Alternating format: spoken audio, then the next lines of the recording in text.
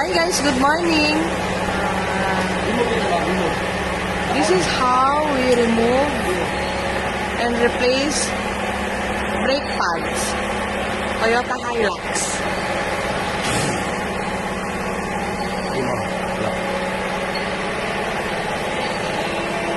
All we need is lock, plies. plies. Clips. Remove. Oh, ano mo? This is the old brake pads. See there? Isip daw nino? Lapo. Brand new. New brake pad.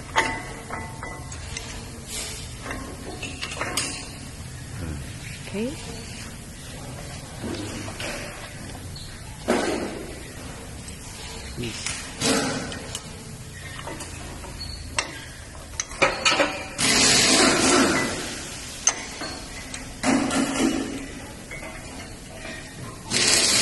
Put the lock.